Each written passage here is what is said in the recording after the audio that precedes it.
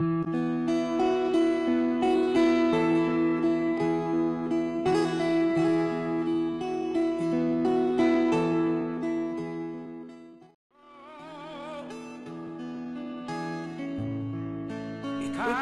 24 Horas report revealed that Philippine authorities had planned Duterte's arrest since January under Oplan Tugis by the PNP-CIDG. Hindi sila magkasundo at hindi tumutugma yung mga sagot nila.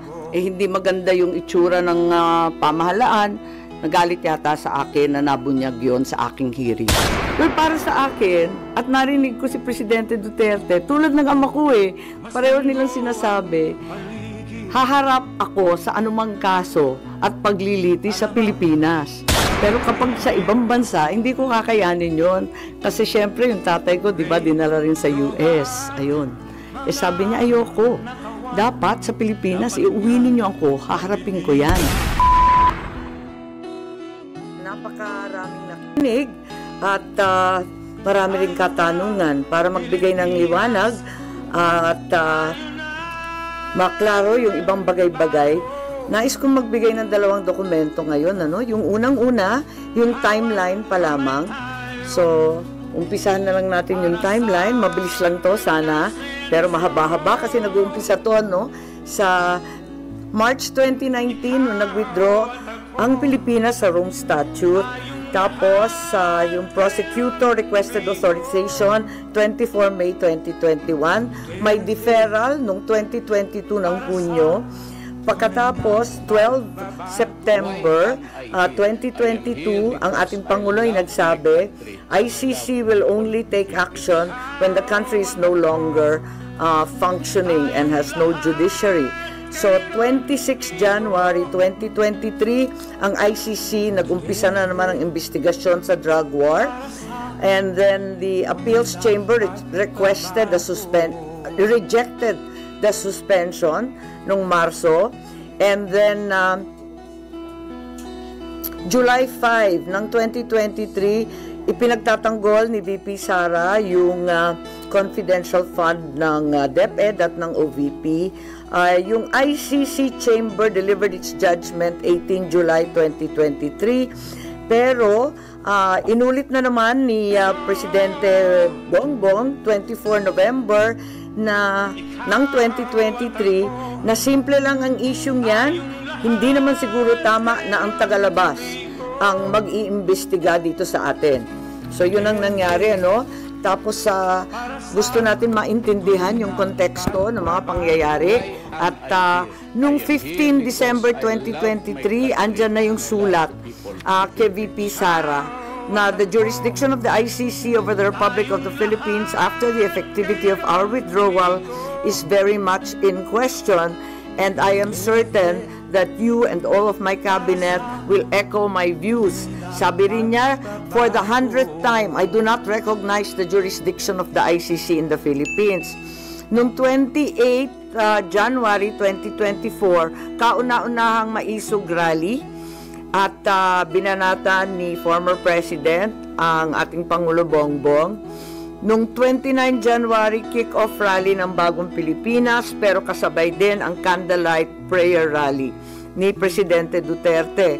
30 January 2024, eto na yung unang hearing ko sa PI, People's Initiative, February 2 sa Davao, 13 dito na naman February sa Senado.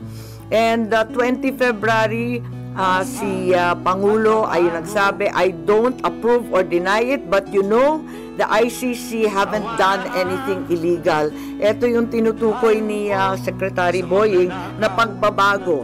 Once they do, we will do something about it, but we are an open country.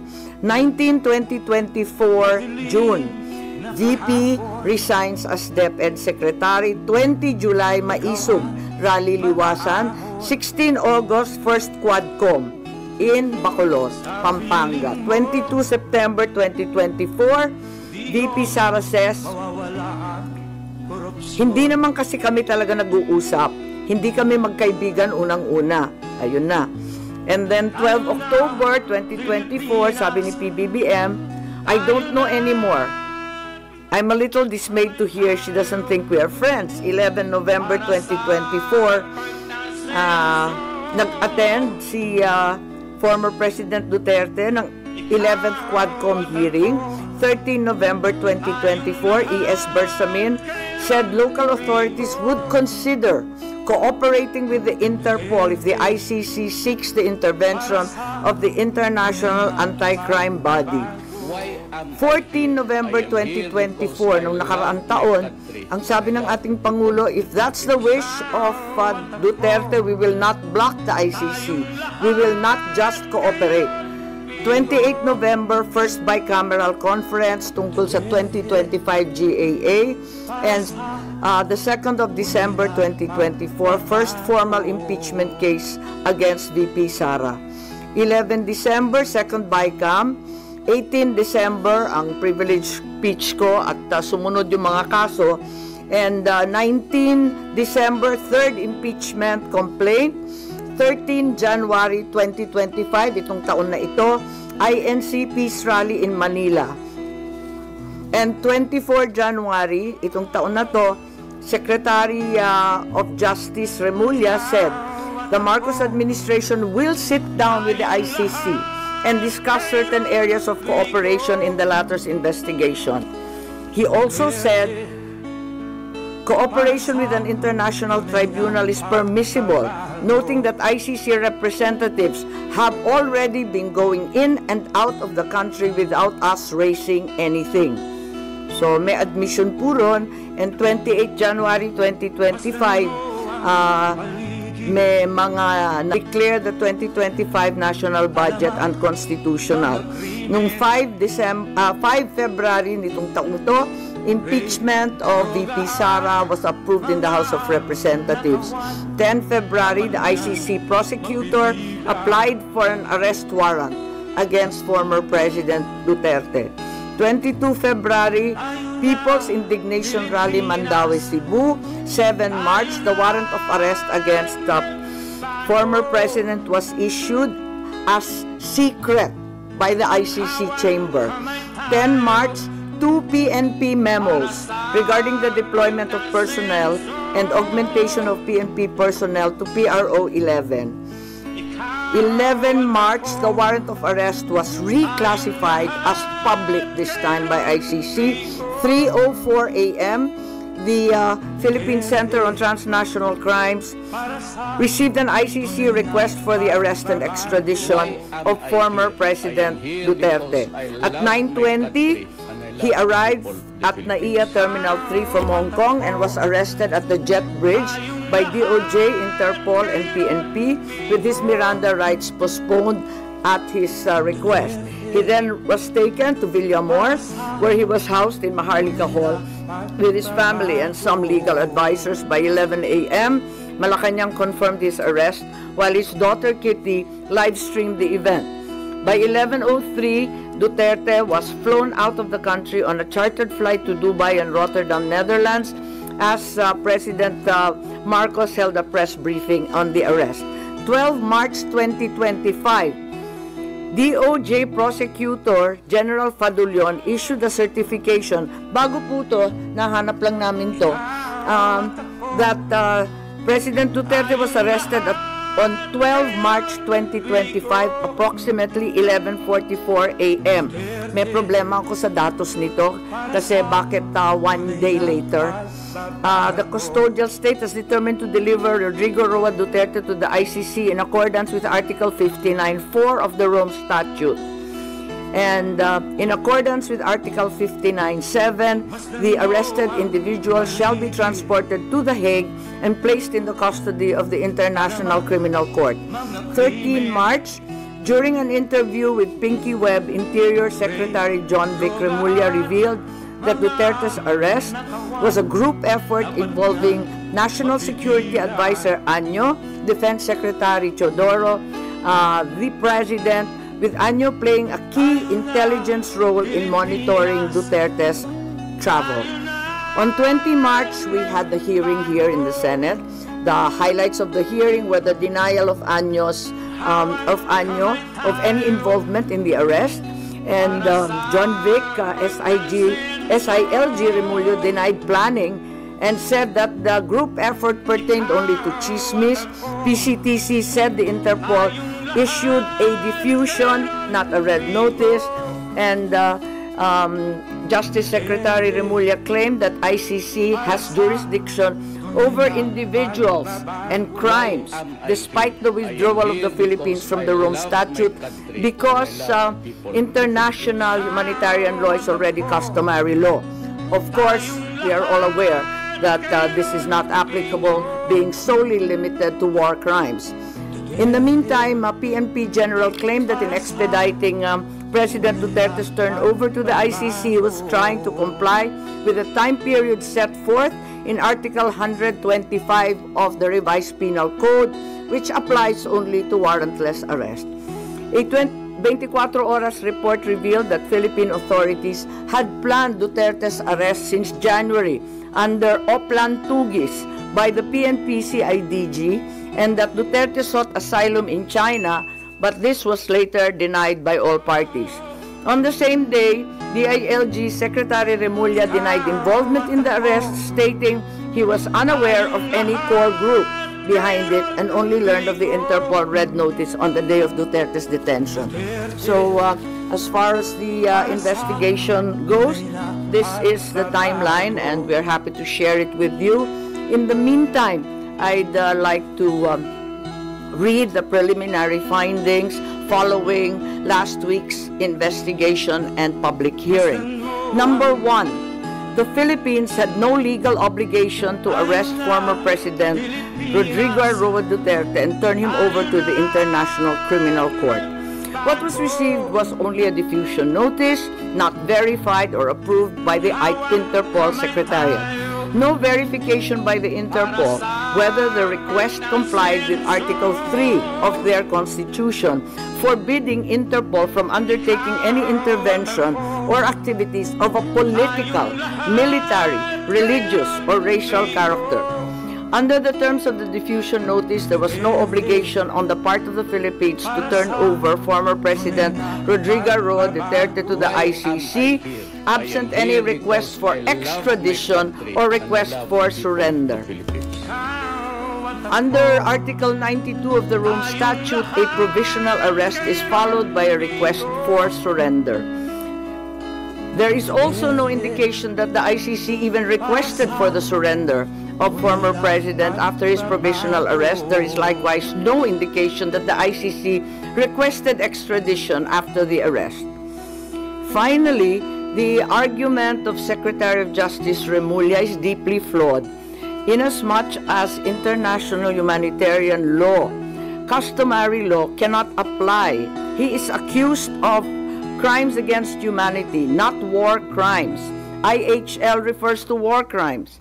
Procedural administrative matters such as court processes do not become part of customary international law. IHL is international customary law, but the jurisdiction of ICC cannot be considered customary under IHL. The second finding, the Philippine government decided to assist the ICC to arrest the former president.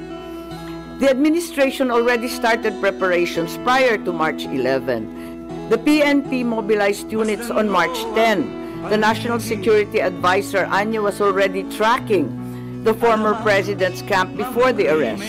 Even before the ICC prosecutor applied for a warrant of arrest, there was already statements by key executive officials that the administration will cooperate if the ICC courses the request through Interpol to arrest the former president. Finally, the claim of the Department of Interior and Local Government Secretary John Vic Remulla that the supposed group effort was only based on rumor is incredible. This attempt to cover up what was already aired on media and what had already come to pass was an indication of a comprehensive plan to arrest the former president already being in place even before the date indicated in the ICC warrant of March 11. Finally, my third preliminary finding was that there were glaring violations of the rights of the former president.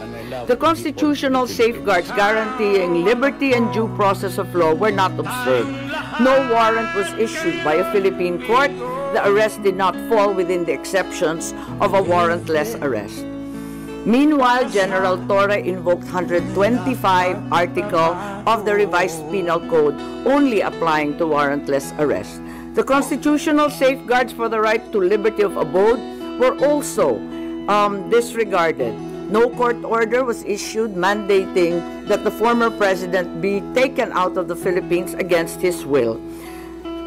Former President Duterte was deprived of the right to be visited or to have conferences with immediate family members under Section 2F of Republic Act 7438. General Torre admitted he did not allow Vice President Sara Z. Duterte to visit former president in Villamor Air Base contrary to RA 7438. Be brought to judicial authorities under Article 59 of the Rome Statute. The former president was also denied the right to apply for interim release under Article 59 of the Rome Statute or the right to apply for bail under prevailing jurisprudence on extradition.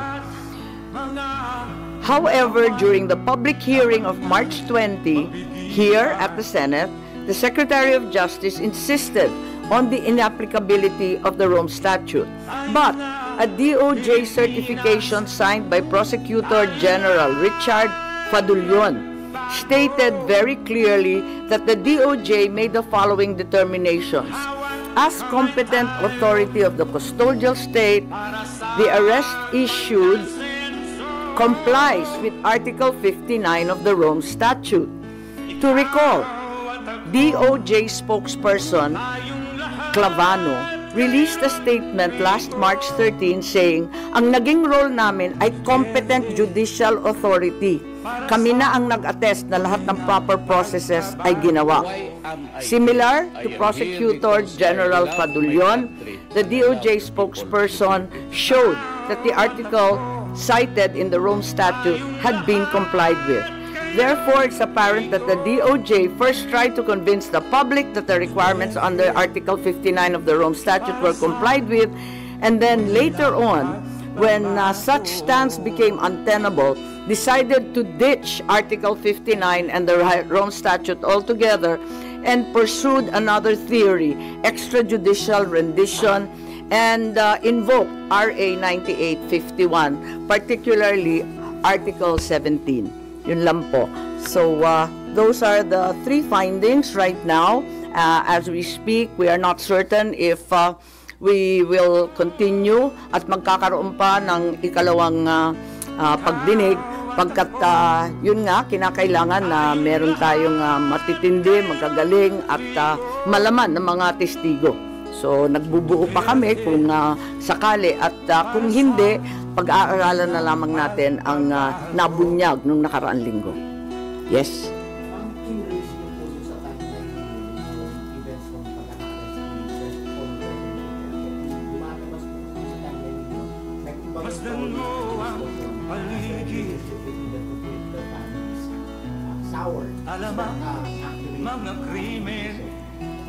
You'll have to derive that conclusion. I'm just offering you the timeline. Pero ipinagtapat naman ni Secretary Boying Remulla na talagang nagbago.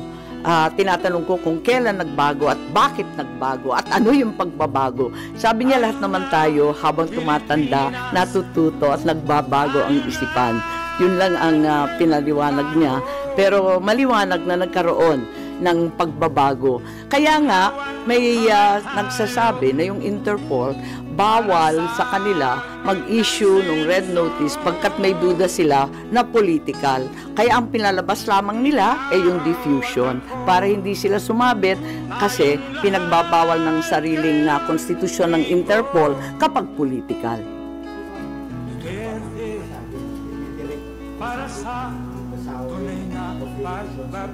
Why am I here? I am here. Paulit-ulit sinasabi ni Secretary Boying Remulla na may konteksto ang lahat. At sa palagay ko maliwanag na may konteksto na talagang sumasabay sa alitan at wawalang tiwala ng dalawang panig itong mga pagbabago sa legal processes and our international stand, nagbago rin talaga.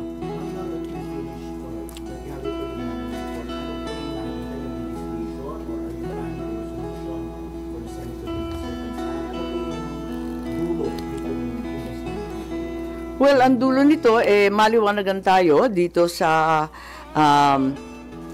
ICC.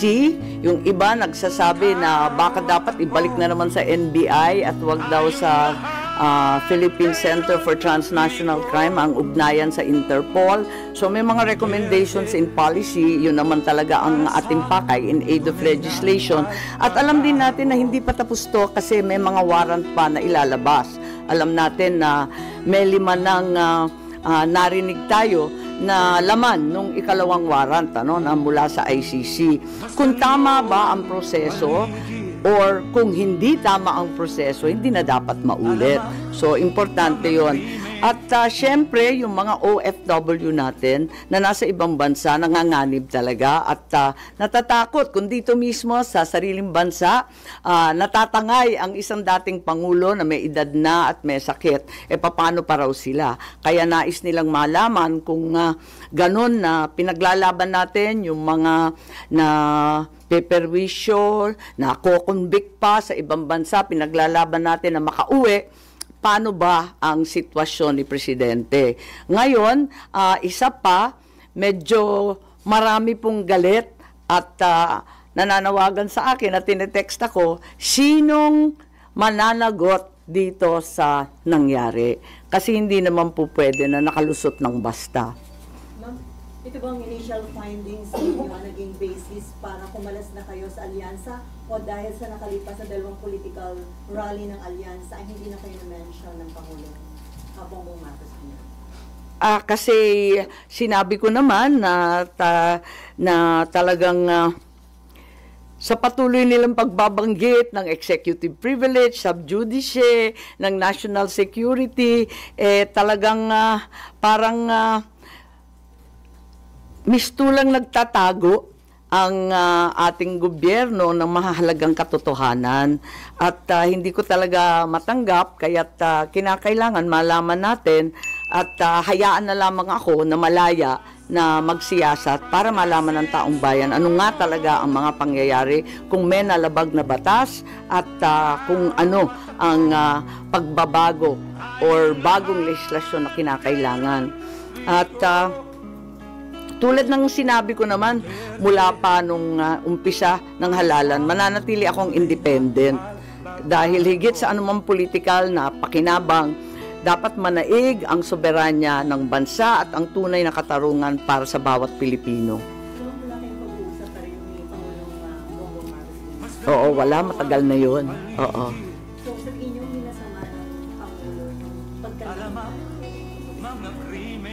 Parang ganun ang lumalabas na hindi ko naman maintindihan pagkat para sa akin masyadong naging emosyonal, galit at taranta ang taong bayan at nakita naman natin naglabasan sa kalsada, nag-iiyakan, nagpoprotesta. Kaya imbis na lumala pa itong sitwasyon na to, minarapat ko na alamin kung ano talaga ang nangyayari para kumalma tayong lahat at maanalisa kung ano talaga ang nangyari. Kaya lang, eto nga, hindi ko naman intensyon na anti-administration yung hearing. As a matter of fact, kung maaalala ninyo, halos lahat ng testigo galing gobyerno. Hindi ko naman alam yung mga sagot nila. Kaya nga ako nagtatanong kasi hindi ko alam yung sagot. Malay ko ba kung anong sasagutin nila? Nung hindi sila magkasundo at hindi tumutugma yung mga sagot nila, hindi maganda yung itsura ng pamahalaan, nagalit yata sa akin na nabunyag yon sa aking hearing. Po. Hindi, matagal na kami hindi masyado nag-uusap, maraming humaharang, matagal na, oo. Nakikita ko lang pag public events, oo. At saka mabilis lang yon, maraming tao, ganun. Sabi niyo, kaya kayo Yes. Pero dun sa naging result ng inyong hearing, sa tingin niyo mas lumalim pa instead na ma-address? Lumalim ang emosyon in the sense na nakita nila na maraming pagkakamali, at least yung tatlo na binanggit ko na paulit-ulit na rin lumalabas sa social media. Kung tutuusin, very contrapuntal na siya, very anticlimactic na siya kasi paulit-ulit na yung lumalabas pati sa mainstream. Lumalalim ang ating kaalaman at mas lalo tayong nagagalit kasi labis-labis na ang dagok sa ating soberanya. At nababalitaan natin, labas-masok ang Amerika. Kahit hindi EDCA sites, ang katutak pa daw na Typhoon missiles ang pinapasok. Labas-masok din ang China sa ating karagatan at sa West Philippine Sea. Ngayon, dinadampot na lamang ang mamamayang Pilipino at dinadala sa The Hague. May natitira pa ba sa bansang Pilipinas? Nakakaawa naman tayo kung ganyan. So, kung lumala, sa palagay ko, lumalim ang pag-uunawa ng taong bayan. I think yun ang kontribusyon. Kasi, maski pro Duterte, pro Marcos, hindi na naging partisan, parang lahat medyo nagkaliwanag ng kaunti kahit papano. Sinasabi nung parang nagalit yata sa inyo nung hearing. Is it President? Yes. And you confirm this by, or you just feel it because you're the sister? Hindi kasi nung umpisa, sabi nila hindi na daw makikilahok yung gobyerno. Pagkatapos noon, ang dami-dami ng testigo. Sabi ko, okay na. Ang dami-dami, nagpapadagdag pa nga sila ng pangalan, nagpadagdag pa nga sila ng upuan, kinapos pa nga tayo ng pagkain. Andain nila 3 kwarto tayo, di ba? Tapos, akala ko, prepared na prepared. Sabi ko, ayos to. Nagulat naman ako nung nagalit na nga kasi nga, siguro, hindi nagkakasundo. Yung mga sagot, hindi tumutugma. Hindi ko nakasalanan yun. Malay ko ba kung anong isasagot nila? Ngayon, paano nagalit? Kasi, naalanganin na ako, hindi ako napunta. Gusto ko pa naman, over-prepared na nga ako pumunta doon sa Tacloban Rally. Hindi ako pumunta. Tapos, mabuti na lang pala hindi ako pumunta at hindi na ako binanggit. Kaya ako nalaman. Sa Tacloban lang nabanggit. Nabanggit pa. Ganun. Mali. O di... So, mag-a-attend po Tacloban? Ay, ganun. Hindi ko na maalala. Sa totoo lang, hindi ko masyadong tinututukan yung kampanya. Nandito ako sa investigasyon. Parang naisang tabi na, nakatutok talaga ako dito para malaman kung ano pa. Ma'am, yung pagbanggit ng Pangulo sa inyo last campaigns Cavite Laguna, you take it as mukhang masama loob sa inyo? Yeah, okay lang. Walang problema. Kasi nga sabi ko, nakatutok naman ako dito. Hindi naman na eleksyon, kampanya, politika ang pinaka-importante. Nangingibabaw sa akin itong mga dagok sa ating kalayaan, sa ating soberanya. Hindi ko kaya to Talagang ipaglalaban ko yan Yung pag hindi yung hindi binanggit, pagkatapos sabi 11 na lamang ang kanilang kandidato, wag na tayo magpahirapan ng katawan. Sabi ko, kakalas na muna ako kung nahihirapan kayo. Mas madali naman ganun, okay lang sa akin, walang problema. May offer bang i-adapt kayo? Ang sabi may nag-aampon, hindi ko masyadong pinapansin kinakarir namin to Naduling-duling na nga kami kagabi. I love my country and I love the people of the Philippines. Alam niyo maganda naman yung libre, di ba? Yung malaya. So, mulat sa poll, sinabi ko, independent ako. Pero yun nga, dun sa lawag, syempre, yung anak ko nagmamaktol, bakit hindi ako pupunta? Di pumunta ako, ganun. Tapos may mga kaibigan, pumupunta. Noong pa naman hindi naman ako present sa lahat ng lugar. Oo. Sa Carmen Davao, absent ako dun. Ayun. Tsaka sa Dumaguete yata, ewan ko, saan ko ba hindi masyadong pinuntahan. Wala naman. Siguro, nabunutan rin sila ng tinik na sabi ko, kakalas na lang ako para simple at klaro. Parang maliwanag na maliwanag.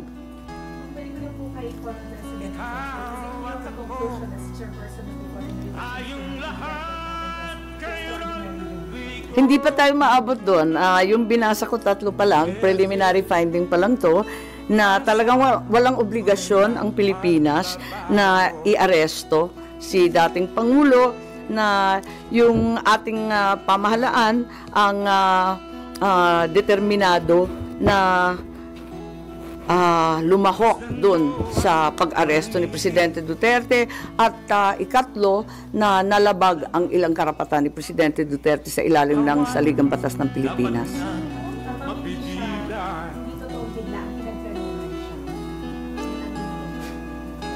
At tinitignan pa namin yung dates kung kailan nag-umpisa kasi walang kaliwanagan. At paiba-iba nga yung version. May lumabas ka na nagulat din ako yung March 12 lang, yung DOJ, kung bakit ganun. Tapos na ang lahat, tsaka lang pala natanggap ng DOJ.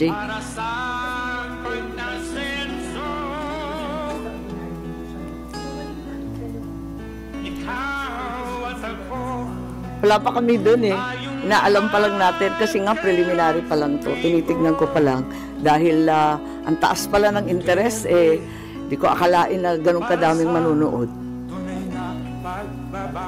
Why am I here? I am here because I love my country. Oo nga, sabi nga suicide bomber nga daw ako Because it's more important to me, may bagay na mas mahalaga sa politika, may bagay na mas mahalaga kaysa sa kampanya at panalo. Anong ibig sabihin ng senador na walang bansa? May kahulugan ba yun?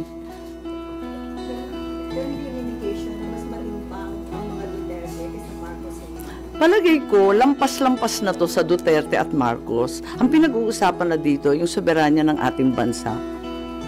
Mabigat na to Ibang usapan na to, kung ano-ano nang dagok ang nangyayari. Eto nga, yung mga EDCA sites, yung mga Typhoon missiles, yung sangkatutak na banggaan, kuno, dyan sa West Philippine Sea. Ano lang matitira sa atin? Pati yung mamayan, dinadampot na lamang at naging probinsya na tayo ng dahig.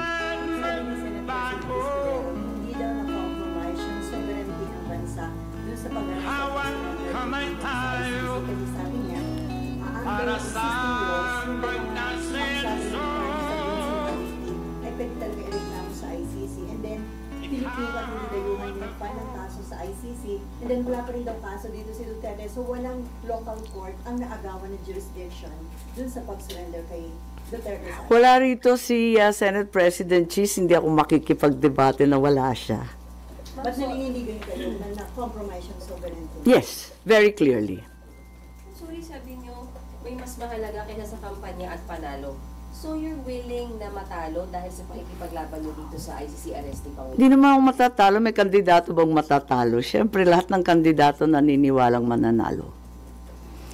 Mas maraming Pilipinong nakikinig sa katotohanan kaysa sa kabulastugan. Kaya naninindigan ako na kinakailangan ipaglaban at tayuan. Ang mali ay mali, ang tama ay tama, ang batas ay dapat mangibabaw sa lahat. But you admit, ma'am, or do you feel na naapektuhan yung kandidatura niyo dahil sa Baliktad yata. Ramdam ko baliktad. Kasi maraming tao na hindi naman masasabing pro Duterte, hindi naman sasabihin na anti-Marcos, na nagalit sa pangyayari. Hindi ako nag-imbestiga para mangampanya, para sumikat. Labis-labis na nga yung sikat namin. Yung apelido ko nakakasindak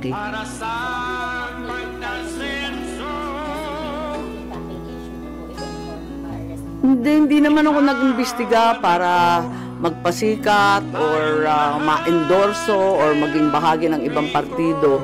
Nag-imbestiga ako para malaman kung ano talaga ang nangyari at kung talagang nasunod ang batas ng Pilipinas, kung talagang kaya natin tayuan ang ating soberanya at kalayaan. I love my country and I love the people of the Philippines.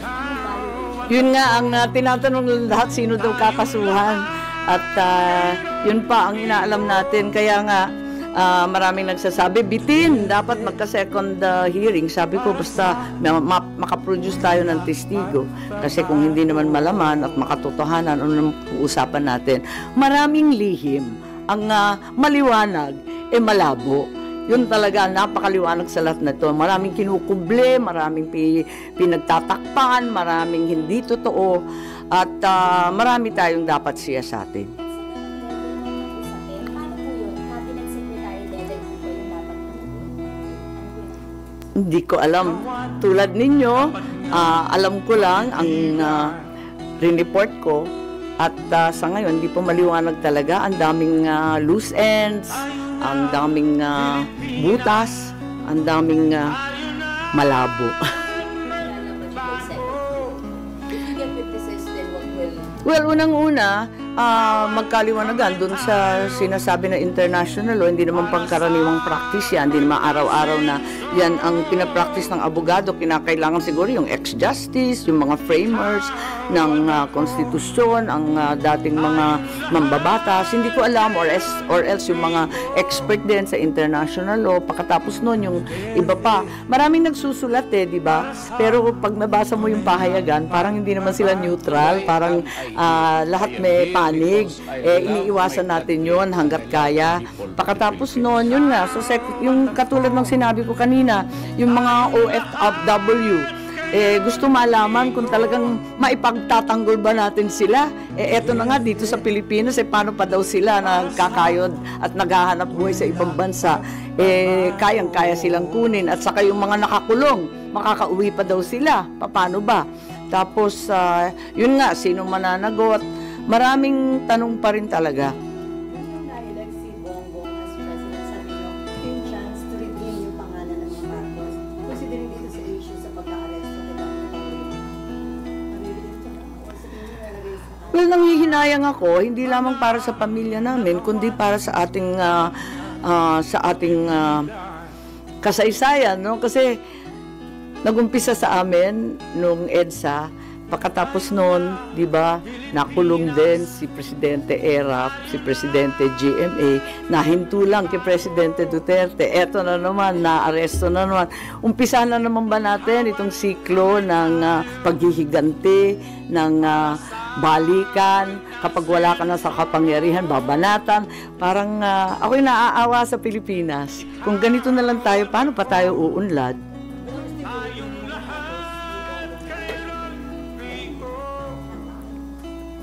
Siyempre, oo. Pero ang dami ng problema talaga. Why am I here? I am here because I love my country and I love the people of the Philippines.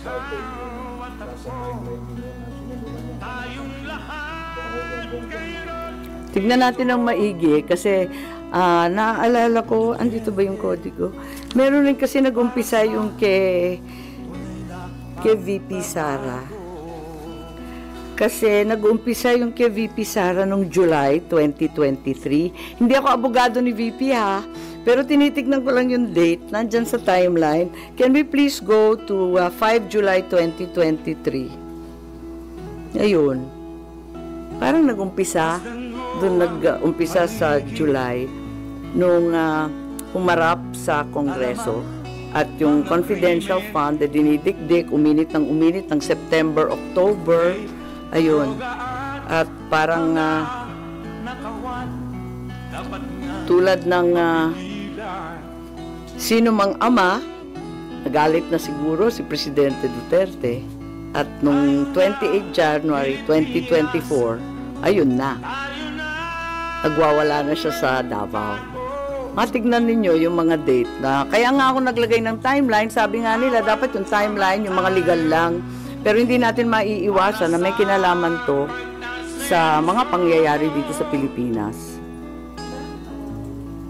Yung ating timeline ang magsasabi kung sino talaga ang nauna. Tulungan na lang ninyo ako na dagdagan pa to, i-fill in the blanks at buuhin. Yes. Do you fear na yung nangyari kay dating Pangulo Duterte, posibleng mangyari din sa pamilya? Why am I here? I am here because I love my country and I love... Yun na nga ang sinasabi ko na nakakahiya itong nangyari. Apakalungkot natin bilang Pilipino para tayong failed state. hindi naman siguro, andyan pa rin ang ating mga husgado, magagaling ang ating huwes at abogado. Bakit naman tayo nauwi sa ganito? At tulad ng sinabi mo, kung nangyari minsan, pwedeng maulit. You fear, you worry na baka may ano sa inyo, ma'am, hindi na pangulo yung kapatid. I think it's speculative. A fear is hard to express at this point. Si JP, may one hindi daw makikinig dun sa panawagang zero remittance kasi pwede daw yung Congress i-cancel or suspend yung mga tax exemption or tax incentives na ibigay sa kanila. Nakita ko nga mainit ulo nila kay Johnny.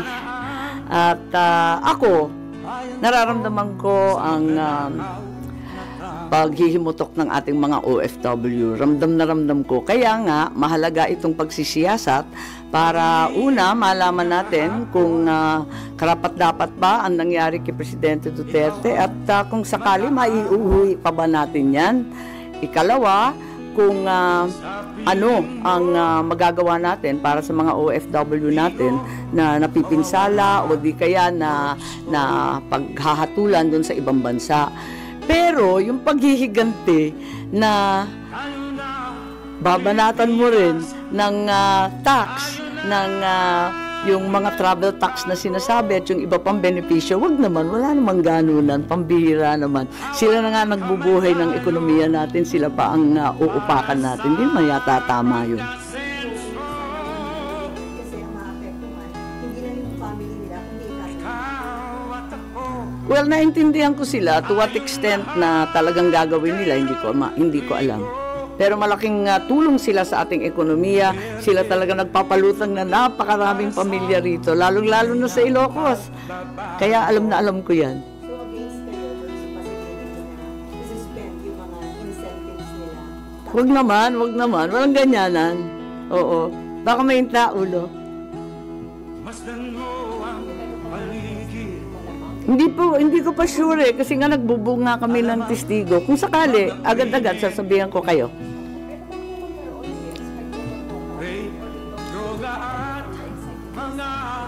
Hindi ko nga alam kasi marami nga nagsasabi, nagalit, bakit nagkaganon. Abay, hindi ko naman sinasadya, hindi naman anti-administration. Inimbita ko nga, puro gobyerno. Halos wala ng testigo yung kabila. Kung hindi pa nag-video call si VP Sara, wala na yung kabila, sa totoo lang. Kaya't yun nga, sana lumahok pa rin sila, sana bigyan pa tayo ng linaw at maisaayos natin ang mga datos at yung mga pangyayari.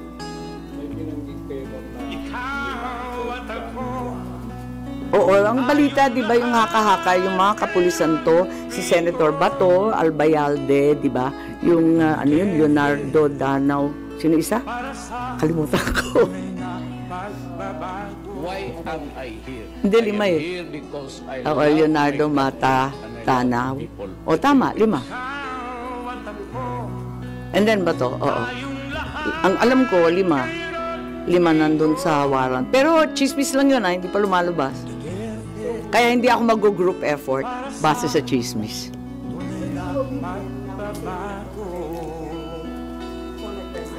Isa pa yun nga ang isang dahilan na si Senator Bato nagpaabot na gusto rin niyang lumahok sa hearing at kung sakali may second hearing. Sabi ko, hindi pa sure.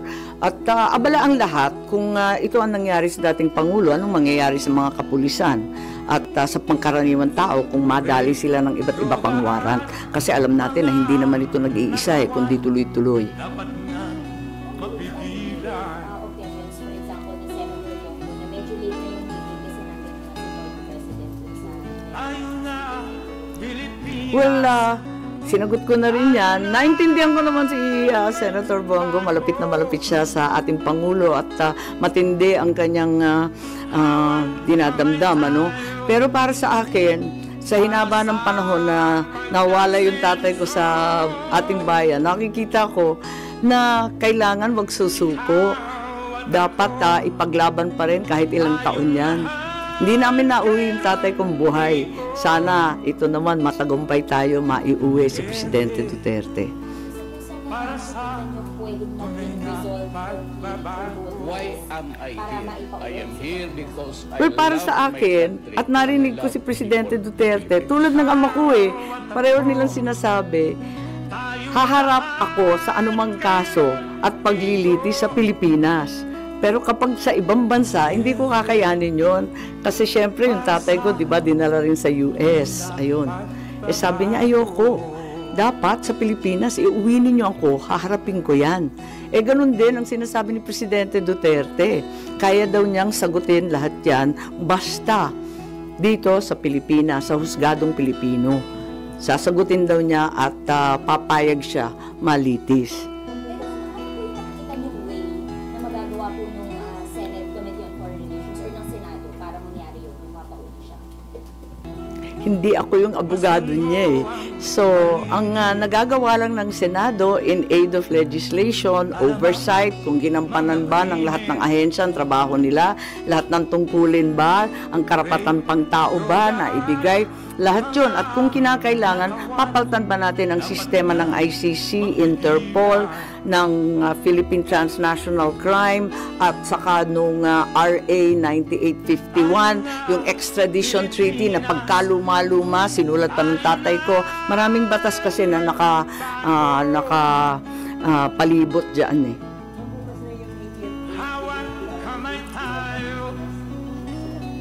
Well, syempre, happy birthday. Matindi rin yung umabot sa 80 years old. At sana makauwi na siya.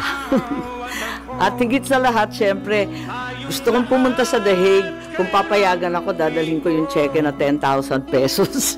Kasi expanded centenarians, qualified na siya. 80 anyos na.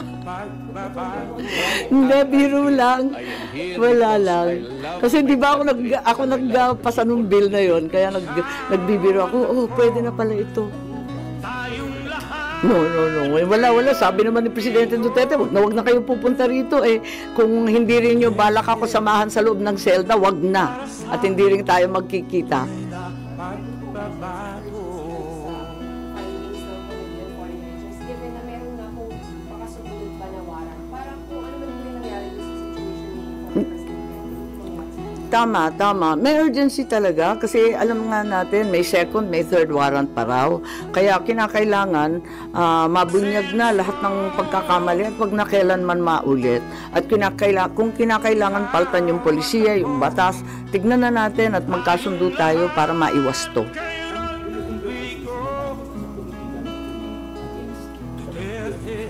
Naku, mahirap pa mag-conclude ng ganun. Pero kayo na ang humatol. Pero yung mga cases, sir, na i-file yun, during the time Sorry? Yung mga sinauna, yung timeline nga, ang aga nag-umpisa, di ba? 2017, 2018, kulang pa nga yan, kasi hinaba-haba niyan. Kulang pa nga Nag-umpisa tayo 2019 na, withdrawal from the ICC. Actually, mas maaga pa yan Kasi, di ba, nag-umpisa sa preliminary investigations at yung pagbabala nila na pupunta sila rito.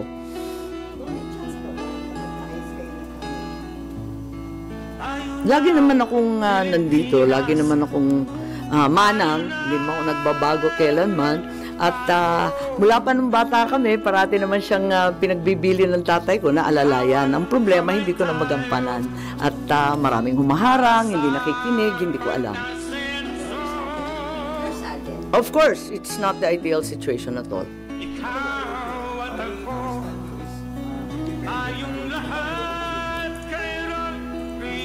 Hindi naman siguro. Independent lang, mahirap pumanig Nung umpisa pa lamang ng eleksyon, nung October pa lang, sinabi ko na mag-independent ako. May partido ako kasi NP ako, pero ayokong pumanig sa isang grupo laban sa kabilang grupo. May masamang pakiramdam ako siguro nung October pa na mauuwi ito sa Bardagulan. Hindi ko maalam na mauuwi sa ano bang tawag dyan, sa pagtangay ng isang dating Pangulo sa ibang bansa. Mas malala ang nangyari kesa sa inaakala ko.